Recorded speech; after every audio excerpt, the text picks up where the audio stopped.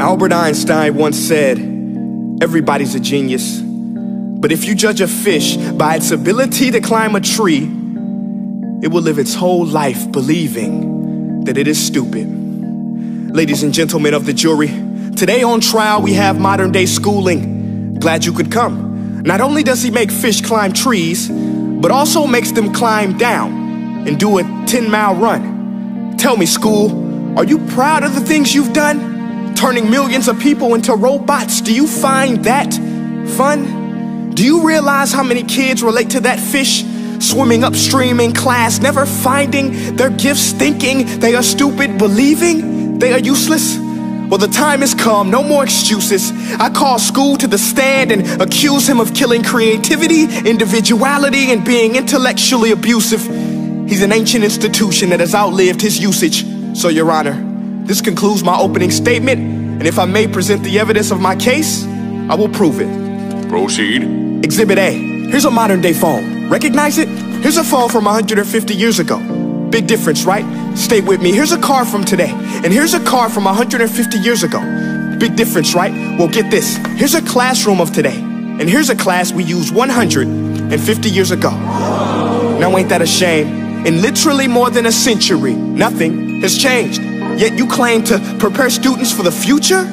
But with evidence like that, I must ask, do you prepare students for the future or the past?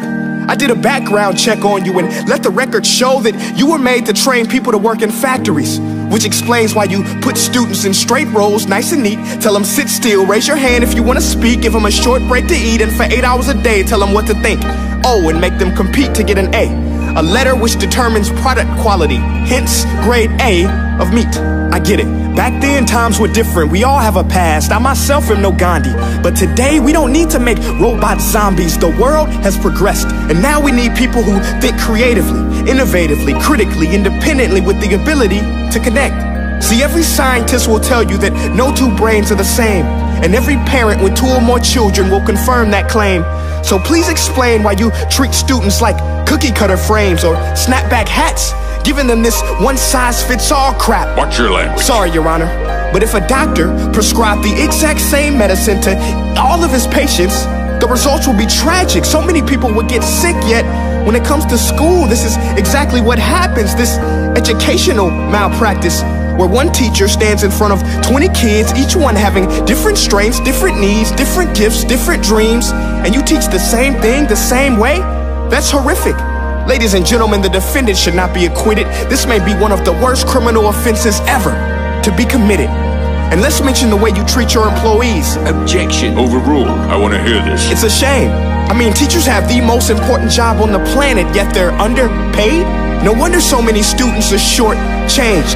Let's be honest, teachers should earn just as much as doctors, because a doctor can do heart surgery and save the life of a kid, but a great teacher can reach the heart of that kid and allow him to truly live. See, teachers are heroes that often get blamed, but they're not the problem. They work in a system without many options or rights. Curriculums are created by policymakers, most of which have never taught a day in their life.